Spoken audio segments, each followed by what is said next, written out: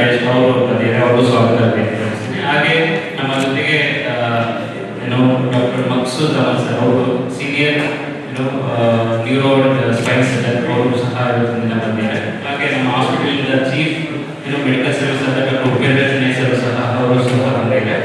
ಇವತ್ತು ನಮ್ಮ ಮೈಸೂರಿನ senior doctors doctor C V Keshavamurthy sir, Mansoor sir, Mansoor sir, ಇವತ್ತು ನಾವು ನಿಮಗೆ ಪ್ರೆಸ್ ಕಾನ್ಫರೆನ್ಸ್ ಮಾಡ್ತಿರೋ ಉದ್ದೇಶ ಏನಂತಂದ್ರೆ, ಒಂದು ಗೋಲ್ಡನ್ ಅವರ್ಸ್ ಅಂದ್ರೆ ಮೆಡಿಕಲ್ ಫೀಲ್ಡ್ ಅಲ್ಲಿ ಗೋಲ್ಡನ್ ಅವರ್ಸ್ ಅನ್ನೋದು ಎಷ್ಟು ಇಂಪಾರ್ಟೆಂಟ್ ಅಂತ ನಿಮ್ಮ ಮಾಧ್ಯಮದಿಂದ ಜನಗಳಿಗೆ ಒಂದು ಅರಿವು ಮೂಡಿಸಕ್ಕೆ. ಅಂದ್ರೆ ಗೋಲ್ಡನ್ ಅವರ್ಸ್ ಅಂದ್ರೆ ನಿಮ್ಗೆ ಗೊತ್ತು, ಅಂದ್ರೆ ಮೆಡಿಕಲ್ ಫೀಲ್ಡ್ ಅಲ್ಲಿ ಯಾವುದೇ ಒಂದು ಪೇಷಂಟ್ ಒಂದು ಎಮರ್ಜೆನ್ಸಿ ಆದಾಗ, ಅದು ಎದೆನೋ ಇರ್ಬೋದು, ರೋಡ್ ಆಕ್ಸಿಡೆಂಟ್ ಆಗಿರ್ಬೋದು, ಅಥವಾ ಸ್ಟ್ರೋಕ್ ಆಗಿರ್ಬೋದು, ಆದಾಗ ಇಮಿಡಿಯೇಟ್ ಏನು ಮಾಡಬೇಕು, ಫಸ್ಟ್ ಆ ಗೋಲ್ಡನ್ ಅವರ್ಸ್ ಅಲ್ಲಿ ಆಂಬ್ಯುಲೆನ್ಸ್ಗೆ ಫೋನ್ ಮಾಡೋದಾಗಿರ್ಬೋದು, ಅಥವಾ ನಿಯರೆಸ್ಟ್ ಗ್ರೂಪ್ ಹಾಸ್ಪಿಟಲ್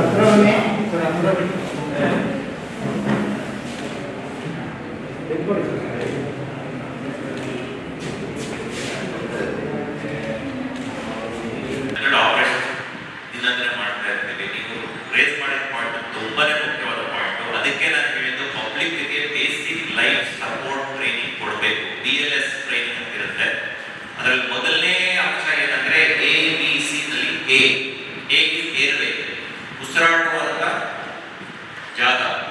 ಈ ದಾರಿ ಏನಿದೆ ಉಸಿರಾಡಲಿಕ್ಕೆ, ಉಸಿರಾಡುವಂತ ದಾರಿ ಅರ್ಧಂಬರ್ಧ ಮುಚ್ಚಿರುತ್ತೆ. ಅದು ಯಾಕಂದ್ರೆ ವಾಂತಿ ಮಾಡ್ಕೊಂಡಿರ್ತಾನೆ, ರಕ್ತ ಬಂದಿರುತ್ತೆ, ಮೂಗಿಂದ ಬಾಯೊಳಗೆ ರಕ್ತ ಇರುತ್ತೆ. ಆ ಟೈಮಲ್ಲಿ ನಾವು ನೀರು ಕುಡಿಸ್ಬಿಟ್ರೆ ಅದು ಅರ್ಧನೇ ಹೊಟ್ಟೆ ಒಳಗೆ ಹೋಗೋದು, ಅರ್ಧ ಲಂಗ್ಸ್ ಒಳಗೆ ಹೋಗಿ ಆಸ್ಪಿರೇಷನ್ ನಿಮೋನಿಯಾ ಅಂತ ಆಗ್ಬಿಡುತ್ತೆ. ಸಮ್ಟೈಮ್ಸ್ ನೀರು ಕುಡಿಸೋದು ಲೈಕ್ ವಿಷ ಕುಡಿಸೋ ಥರ ಆಗುತ್ತೆ. ಅದಕ್ಕೇನೆ ಇದು ಪಬ್ಲಿಕ್ ಗೊತ್ತಿರಬೇಕು ಏನ್ ಮಾಡಬೇಕು, ಏನ್ ಮಾಡಬಾರ್ದು ಅಂತ.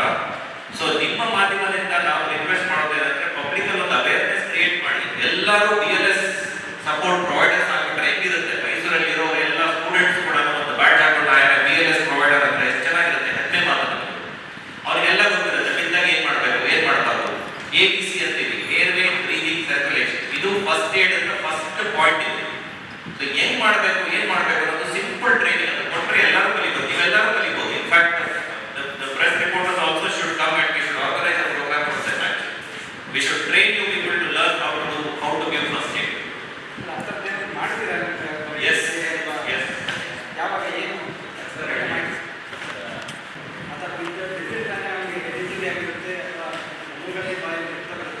ಸಾಮಾನ್ಯವಾಗಿ ಜಗಳ ಮಾಡುವಂಥ ಕೆಲಸ ಏನಿರ್ತದೆ, ಆತನಿಗೆ ಬಲವಂತವಾಗಿ ನಿರ್ಮಿಸಿಕೊಂಡು ಪ್ರಯತ್ನವನ್ನು ಮಾಡ್ತಾರೆ. ಆಗ ಪ್ರತಿಯೊಬ್ಬರು ಬಂದ ತಕ್ಷಣ ಬಿದ್ದ ಅಂತ ಹೇಳಿದ ತಕ್ಷಣ ಅದಕ್ಕೆ ನಿರ್ಮಿಸೋ ತಿಳಿಯೋದಕ್ಕೆ ಕಷ್ಟಪಡ್ತಾರೆ.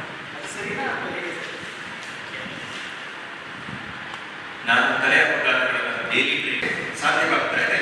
ಹಾಗಾಗಿ ಹೃದಯಾಘಾತ ಅದರಿಂದ ಉಳಿದುಕೊಂಡ್ರು ಹೃದಯದ ಫಂಕ್ಷನ್ ತುಂಬಾ ಕಮ್ಮಿ ಆಗ್ಬಿಡುತ್ತೆ, ಬೇಗ ಬರಲಿಲ್ಲ.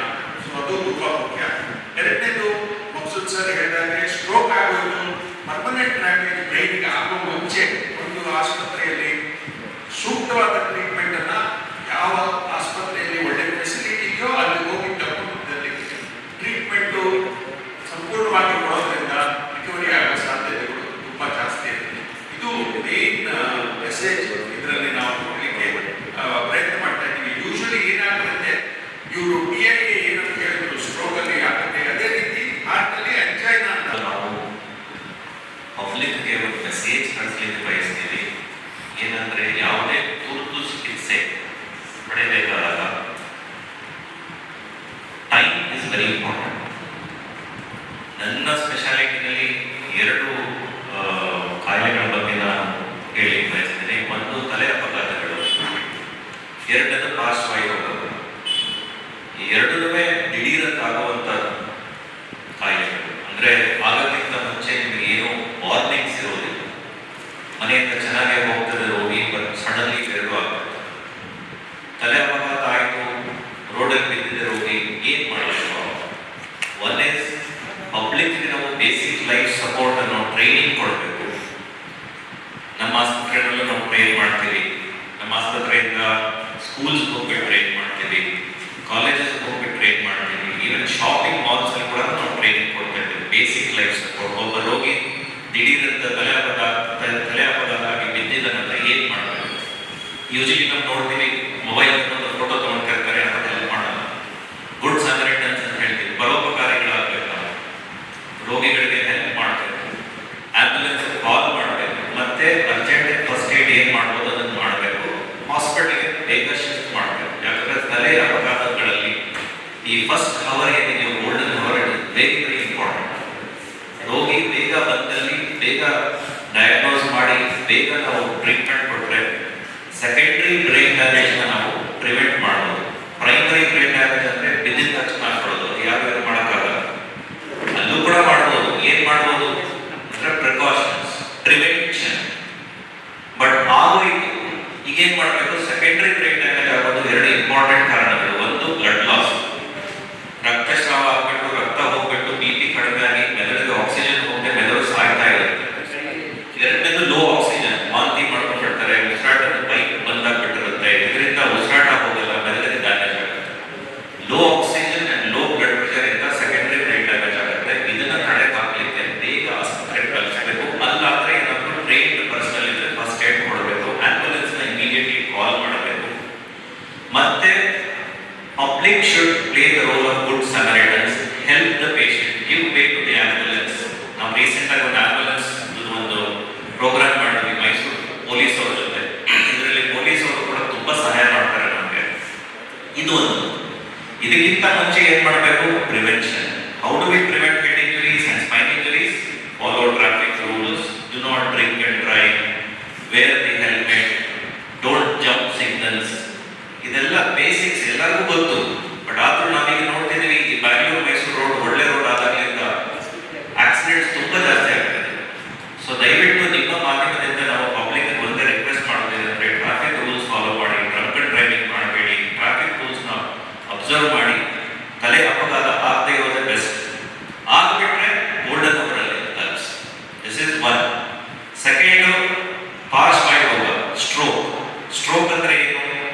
ಮೆದುಳು ಸಡನ್ಲಿ ಕೆಲಸ ಮಾಡೋದು ಬಂದ್ ಮಾಡೋದು. ಹಾರ್ಟ್ ಅಟ್ಯಾಕ್ ಅಂದ್ರೆ ಹೃದಯ ಸಡನ್ಲಿ ಕೆಲಸ ಮಾಡೋದು ಬಂದ್ ಮಾಡುತ್ತೆ. ಅದೇ ತರ ಬ್ರೈನ್ ಅಟ್ಯಾಕ್ ಅಂದ್ರೆ ಮೆದುಳು ಸಡನ್ಲಿ ಕೆಲಸ ಮಾಡೋದು ಸ್ಟಾಪ್ ಆಗುತ್ತೆ. ಯಾಕಾಗುತ್ತೆ? ಎರಡು ಕಾರಣದಿಂದ ಆಗುತ್ತೆ. ಒಂದು, BP ಜಾಸ್ತಿ ಆಗಿ ರಕ್ತನಾಳ ಒಡೆದೋಗ್ಬಿಟ್ಟು, ಇದನ್ನ ಹೆಮರೇಜಿಕ್ ಸ್ಟ್ರೋಕ್ ಅಂತ ಹೇಳ್ತೀವಿ. ಇದನ್ನ ನಾವು ಜಾಸ್ತಿ ಏನು ಮಾಡೋಕ್ಕಾಗಲ್ಲ, ಪ್ರಿವೆಂಟ್ ಮಾಡಬೇಕು. BP ಔಷಧಿಗಳು ತಗೋಬೇಕು, ಅವಾಗ ಚೆಕ್ ಮಾಡಿಸ್ಕೋಬೇಕು, BP ಕಂಟ್ರೋಲ್, ಶುಗರ್ ಕಂಟ್ರೋಲ್ ಇಟ್ಕೊಂಡ್ರೆ ಇದನ್ನ ಸಾಕಷ್ಟು ಅವಾಯ್ಡ್ ಮಾಡಬಹುದು. ಇದು 20% ಆಫ್ ದ ಸ್ಟ್ರೋಕ್ಸ್ ಇರುತ್ತೆ. 80% ಆಫ್ ದ ಸ್ಟ್ರೋಕ್ಸ್ ಆಗಲು ಕಾರಣ ಏನಂದ್ರೆ ರಕ್ತನಾಳದ ಒಳಗೆ ರಕ್ತ ಚಾಲನೆ ಸಡನ್ಲಿ ಬಂದಾಗ್ಬಿಡುತ್ತೆ, ಒಂದು ಕ್ಲಾಟ್ ಹೋಗಿ ಅದನ್ನ ಬ್ಲಾಕ್ ಮಾಡಿ. ಸೇಮ್ ಆಗೋದು ಹಾರ್ಟ್ ಅಟ್ಯಾಕ್ ಅಲ್ಲೂ ಕೂಡ. ಹೃದಯಕ್ಕೆ ಸಪ್ಲೈ ಮಾಡುವಂತ ರಕ್ತನಾಳಗಳು ಬ್ಲಾಕ್ ಆಗ್ಬಿಡುತ್ತೆ. ಅದೇ ತರ ಮೆದುಳಿಗೆ ಹೋಗುವಂತ ರಕ್ತನಾಳಗಳು ಬ್ಲಾಕ್ ಆದ್ರೆ ಸ್ಟ್ರೋಕ್ ಆಗುತ್ತೆ. ಸ್ಟ್ರೋಕ್ ಅಂದ್ರೆ ಏನು?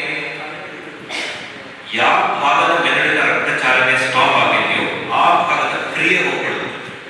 ಈ ಬಿ ಫಾಸ್ಟ್ ರೂಲ್ ಏನಿದೆಯೋ, ಈ ಸ್ಟ್ರೋಕ್ ಗೆ ಪಬ್ಲಿಕ್ ರೆಕಗ್ನೈಸ್ ಮಾಡಲಿಕ್ಕೆ ಮಾಡುವಂತ ಒಂದು ಫಾರ್ಮುಲಾ ಇದೆ. ಇದರಲ್ಲಿ ಬಿ ಅಂದ್ರೆ ಬ್ಯಾಲೆನ್ಸ್. ನಡೀತಾ ನಡೀತಾ ಇದ್ದಕ್ಕಿದ್ದಂಗೆ ಓಡಾಡ್ಲಿಕ್ಕೆ ಸ್ಟಾರ್ಟ್ ಆಗ್ಬಿಡ್ತಾರೆ, ಕೈಯಿಂದ ತಿನ್ಲಿಕ್ಕೆ ಹೋದ್ರೆ ಎಲ್ಲೆಲ್ಲೋ ಹೋಗುತ್ತೆ, ಇದು ಇಂಬ್ಯಾಲೆನ್ಸ್. ಐ ಅಂದ್ರೆ ಒಂದು ಕಟ್ಟು ಯೂಶಲಿ ಇದ್ದಕ್ಕಿದ್ದಂಗೆ ಮಂಜಾಗ್ಬಿಡುತ್ತೆ, ಒಂದು ಪರದೆ ಹಾಕ್ಮೇಲೆ ಫುಲ್ ಕಪ್ಪಾಗ್ಬಿಡುತ್ತೆ, ಸ್ವಲ್ಪ ಹೊತ್ತರಲ್ಲಿ ಮತ್ತೆ ಅದು ಸೀದಾ ಹಾಕ್ಬಿಡುತ್ತೆ. 5. ಎಫ್ ಈಸ್ ಫೇಸ್ ಅಂದ್ರೆ ಬಾಯಿ ಒಂದು ಕಡೆಗೆ ಓಲೋಗ್ಬಿಡುತ್ತೆ, ಟಕ್ಕಂತ ಒಂದ್ ಕಡೆ ತೆಗೋಗ್ಬಿಡುತ್ತೆ, ಮಾತಾಡಲಿಕ್ಕೆ ಹೋದ್ರೆ ತೊದಲು ಬರುತ್ತೆ, ಇದು ನೋಡ್ಬೇಕು. A is arm. ಆರ್ಮ್ ಅಂದ್ರೆ ಕೈ. ಏನೋ ಕೆಲಸ ಮಾಡ್ತಿದ್ರಿ, ಟಕ್ ಅಂತ ತಿರ್ದೋಯ್ತು. ಫೋನ್ ಹಿಡ್ಕೊಂಡಿದ್ರಿ, ಫೋನ್ ಹಿಡ್ಕೊಂಡು ಆಗ್ತಾ ಇಲ್ಲ, ಬೀಳ್ತಾ ಇದೆ. S is speech. ಮಾತಾಡಕ್ಕಾಗಲ್ಲ, ತೊದಲು. ಒಂದು ಬಾಯಿ ಓಲೋದು, ಎರಡನೇದು ತೊದಲೋದು. ಇದು ಯಾವುದೇ ಲಕ್ಷಣ ಆದಾಗ T is time. Time is very, very, very important when there is an acute stroke. ಯಾಕೆ ಅಂದ್ರೆ ಒಂದು ಸಲ ರಕ್ತನಾಳ ಬ್ಲಾಕ್ ಆಗ್ಬಿಟ್ರೆ ಮೆದುಳು ಸಾಯಲಿಕ್ಕೆ ಸ್ಟಾರ್ಟ್ ಆಗ್ಬಿಡುತ್ತೆ. ಆ ಭಾಗದ ರಕ್ತ ಚಾಲನೆ ನಾವು ವಾಪಸ್ ರೀಎಸ್ಟಾಬ್ಲಿಷ್ ಬೇಗ ಮಾಡಿಲ್ಲ ಅಂದ್ರೆ ಪರ್ಮನೆಂಟ್ಲಿ ಸತ್ತೋಗ್ಬಿಡುತ್ತೆ. ಸೊ ಇದಕ್ಕೆ ಏನ್ ಮಾಡಬೇಕು? ಆಕ್ಸಿಡೆಂಟ್ ಅಲ್ಲಿ ಗೋಲ್ಡನ್ ಹವರ್ ಅಂತ ಹೇಳ್ತೀವಿ. ಟೆಕ್ನಾಲಜಿ ಇಂಪ್ರೂವ್ ಆಗ್ತಾ ಇದ್ದಂಗೆ ಗೋಲ್ಡನ್ ಹವರ್ ಹೋಗ್ಬಿಟ್ಟು ಗೋಲ್ಡನ್ ಹವರ್ಸ್ ಆಗ್ತಾ ಇದೆ. 1 ಗಂಟೆ ಇತ್ತು, ಇವಾಗ 4.5 ಗಂಟೆ ಒಳಗೆ ನೀವು ಇದೆಲ್ಲ ಲಕ್ಷಣಗಳು ಕಂಡು ಬಂದಾಗ ಆಸ್ಪತ್ರೆಗೆ ಬಂದ್ರೆ ಒಂದು ಕ್ಲಾಟ್ ಬಸ್ಟರ್ ಇಂಜೆಕ್ಷನ್, ಆರ್ಟಿಪ್ಲೇಸ್, ನೆಕ್ಟಪ್ಲೇಸ್ ಅಂತ ಇರ್ತದೆ. ಆ ಇಂಜೆಕ್ಷನ್ ಕೊಟ್ರೆ ಕ್ಲಾಟ್ಸ್ ಓಪನ್ ಆಗಿ ರಕ್ತ ಚಾಲನೆ ವಾಪಸ್ ರೀಎಸ್ಟಾಬ್ಲಿಷ್ ಆಗಿ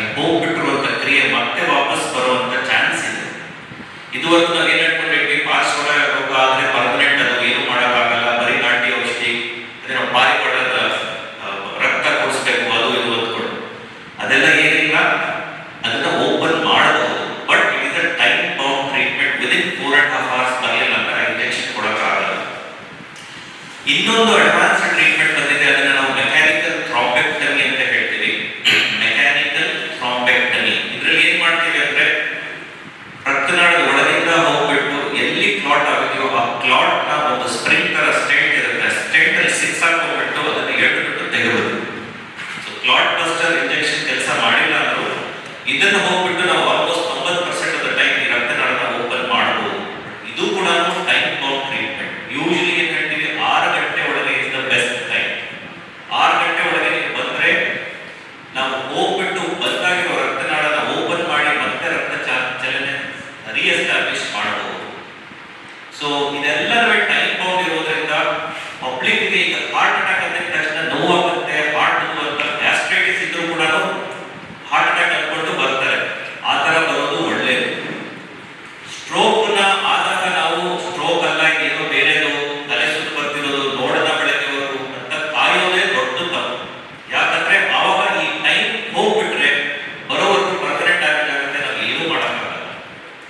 ಇನ್ನೊಂದು ಇಂಪಾರ್ಟೆಂಟ್ ಏನಪ್ಪಾ ಅಂದ್ರೆ ಈ ಮೇಜರ್ ಸ್ಟ್ರೋಕ್ ಆಗೋಕ್ಕಿಂತ ಮುಂಚೆ ವಾರ್ನಿಂಗ್ ಸ್ಟ್ರೋಕ್ ಅಂತ ಆಗುತ್ತೆ.